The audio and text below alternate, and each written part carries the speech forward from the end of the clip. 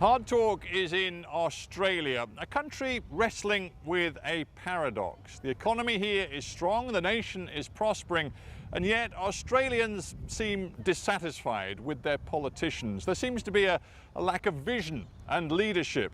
Well, my guest today is Malcolm Turnbull. Not so long ago, he appeared to be Australia's Prime Minister in waiting. He was leader of the opposition Liberal Party. Now, he's trying to rebuild a political career. Is he a symbol of Australia's flawed politics?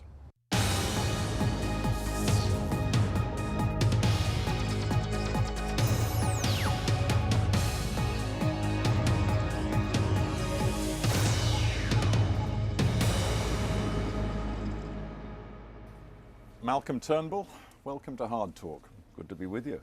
I want to begin with a very well-known quote from a guy called Donald Horne, who in the 60s was a well-known social critic in this country. He wrote, "Australia is a lucky country run by second-rate people who share its luck." Would that fit today, do you think? I think that's a bit tough. As a Member of Parliament, I couldn't agree with that. But his point is an interesting one. He says that consistently this country hasn't really had the political leadership it deserves. Well, it's had the political leadership that the people have chosen. So, you know, it's a democracy. I remember a governor of Liaoning province in China many years ago once said to me, just because the people want to do something doesn't mean it's right. But here in Australia, as a democracy, if the people choose a government, it's right. The people are always right. Well, up to a point. But let me tell you something else I heard recently from a very senior businessman, successful businessman in this country. He said, you know what, if you look at the most impressive people in this country, they are running big businesses. Also, they're running the Treasury and the civil service. In fact, he said one of the most impressive people runs the Reserve Bank of Australia. He said you won't find the most impressive people going into politics. Well, look, you know, it's a different line of work. I mean, I haven't been in politics my whole life. I was in business for a long time, and the law, of course, and journalism indeed, before I went into Parliament. But the politicians come from a range of different callings. Politicians have always been criticised. I mean, you know, you can go back to ancient Athens and you'll find the poets and playwrights satirising and mocking their political leaders. So it's, I think politicians are always whipping boys and, of course, whipping girls as well, I suppose. Well, let's make this personal then. You already referred to the fact you had a very successful career in the law, then in business. You made a lot of money. Then you had a meteoric rise through the ranks of your own Liberal Party, and you appeared to many to be Australia's Prime Minister in waiting. And then, all of a sudden, it went horribly wrong. Are you still sore about losing the leadership of your party? Well, no, look, I'm not sore about it. I mean, it happened. It was a big, one of these political events that occur. You know, there was a big dispute about policy in the party, and I stood my ground on it, and there was a change of leadership. Do you think you got things wrong? Well, look, I'm sure I got plenty of things wrong, but in terms of the principles that I was standing for, I think those principles are right. I maintain them today. Well, let's talk about the specifics of what happened. Much of the dispute between you and other senior figures in your party was about how to deal with Australia's carbon problem, the fact that per capita you're one of the dirtiest emitting nations in the world. You supported then Prime Minister Kevin Rudd's scheme to reduce carbon by introducing emissions trading, a cap on carbon emissions. Was that the right thing to do? Well, the position I took was the right thing to do, but if I can just correct you, the scheme that Kevin Rudd proposed in 2009, the emissions trading scheme, was really the same policy that John Howard had when he was in government. You've got to remember there had been for quite a while bipartisanship that Australia should cut its emissions. It should do so by what was seen by the economic community certainly as the most efficient way, and that was by a market-based mechanism, an emissions trading scheme. So the mechanism that Rudd had in his legislation was the same mechanism that we had had in our proposal. Sure. And it was really just a continuation but, of policy. Well, Rudd wanted to move a bit quicker, and he was probably more ambitious in his targets on emissions cuts. I don't think even that's right. I mean, I could just, this is really an important thing to bear in mind, because people say, oh, there was Malcolm Turnbull, leader of the Liberal Party, wanting to support a Labor policy. That's a terrible thing. Well, I mean, opposition shouldn't oppose everything. Nobody argues that. But the fact is that the carbon pollution reduction scheme, as Rudd called it, was a continuation of the policy developed as a result of the Shergold Committee set up by John Howard when he was Prime Minister and I was Environment Minister in 2007. And that is a fact. There was a policy continuum and bipartisan support for that approach. But the reason I raise it, and I want to discuss it at some length, is because it is so important today in Australia, because this fault line that opened up then in Australian politics about the specifics of how Australia meets its international commitments and obligations to cut emissions is still with us today. Julia Gillard has just announced that by summer 2012 she will implement a scheme for a quote-unquote carbon tax, and that over years will lead to an emissions trading scheme. Will you support that? Well, look, we'll see what develops, but I'm part of the Liberal Party's shadow cabinet, so we will make a decision collectively and we'll see what emerges. And obviously it's always open to any member of the shadow cabinet, if they can't live with the collective decision, to resign. And that, of course, is what Tony Abbott did to me. I mean, he resigned over this issue and challenged me for the leadership. When Kevin Rudd tried to take this issue on, he called it the greatest moral challenge of our time, and you appeared to agree with that. And when he backed away from it, and of course he eventually lost the leadership, you accused him of blatant cowardice. Now, if you continue to sit in a Tony Abbott shadow cabinet when Tony Abbott is pledged to fight this carbon measure every inch of the way, you will be accused of cowardice. Well, no one's ever accused me of cowardice, ever, and I've never. Well, that's why I'm wondering if you're about to resign. Well, look, let me just. The answer is I'm not about to resign, but let's just get this straight. There is the principle of whether you should seek to cut emissions by a market-based mechanism. You know, putting a price on carbon, a tax or an emissions trading scheme, and you know there are arguments in favour of each, which we can go into if you like. The Tony Abbott's policy, the Coalition's policy, is to cut emissions by spending the government buying billions of dollars of carbon offsets, right? That's a different approach. It's not a market-based mechanism in the sense that it's generally understood. As to whether the emissions trading scheme or carbon tax ultimately emerging from this Green Labor coalition is one that will command support, we just don't know, because it is likely to be a very extreme, economically damaging model. Now, just because somebody like myself is in favour of a market-based mechanism of putting a price on carbon doesn't mean I'm going to support any variant on that theme. Let's talk about industry and its relation to politics.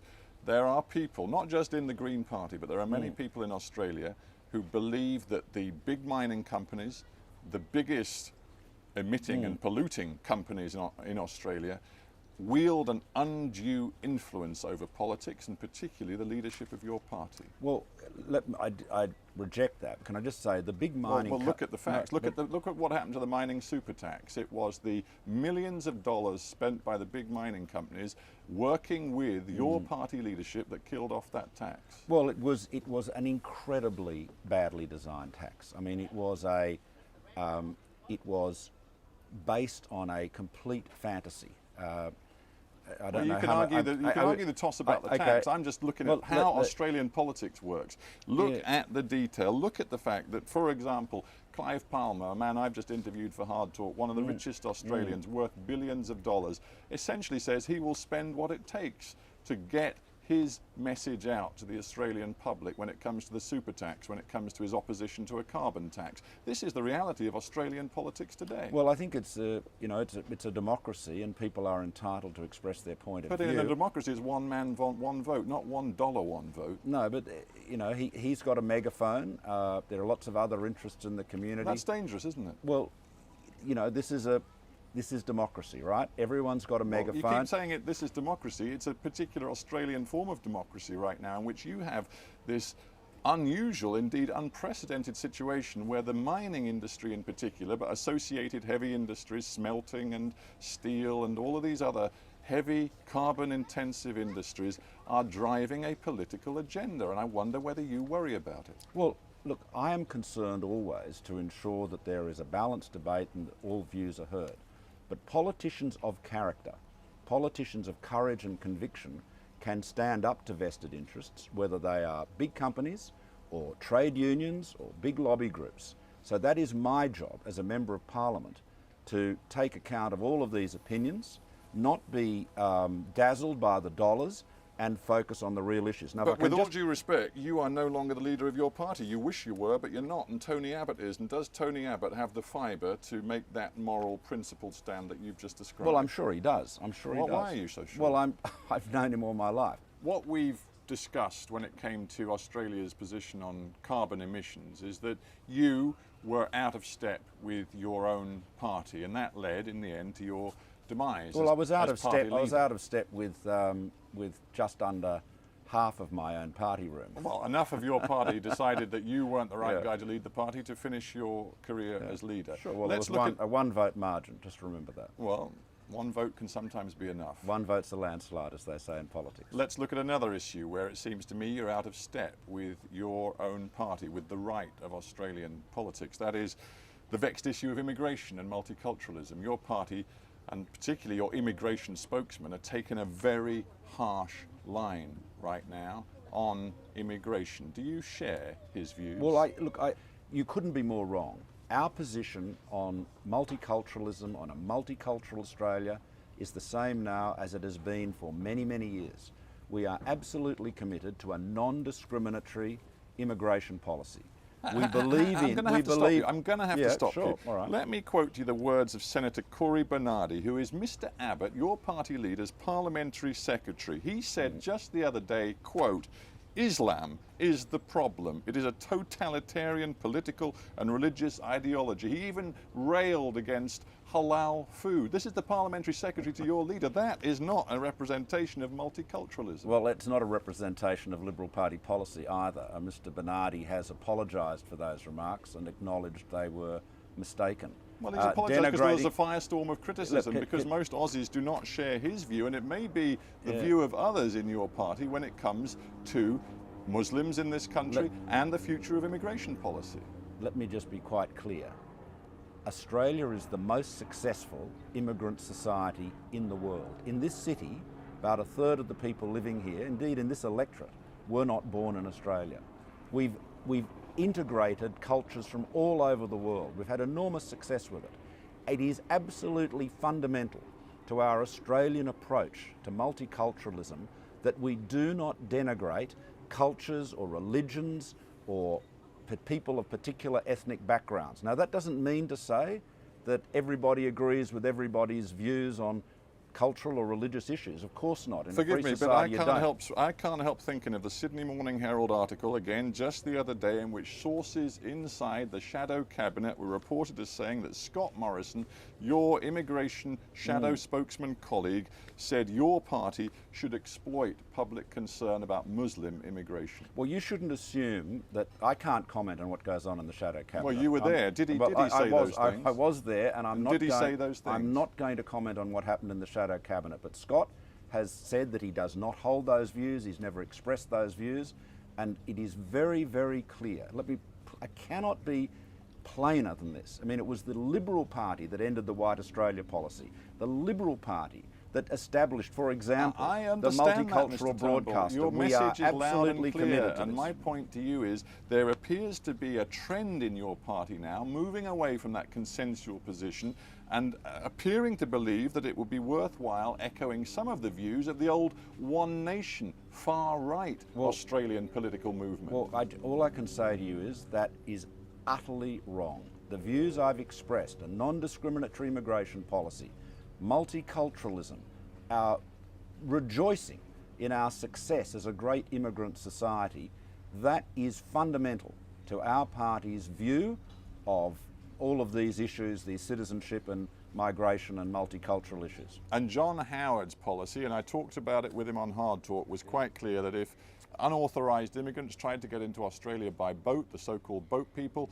the Australian Navy would turn those boats around. They would not let them Australian waters and land on Australian soil. If your party comes back to power, will that policy be reinstituted?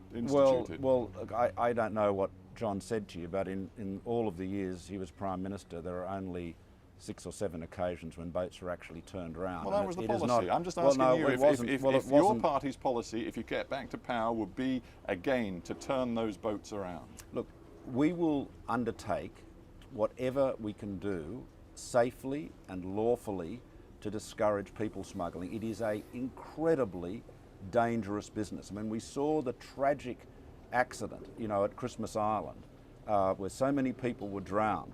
These boats are very often unseaworthy, and the truth is, we don't know how many people die in that dangerous crossing. It is something that we've got to do everything we can to stop. It's not easy. I want to change tack. But let me quote to you something I heard when I was on Talkback Radio, sort of authentic Aussie voices just the other day. Right. Somebody said the problem with Malcolm Turnbull is he says he's a liberal, but at heart he's a Bollinger Bolshevik.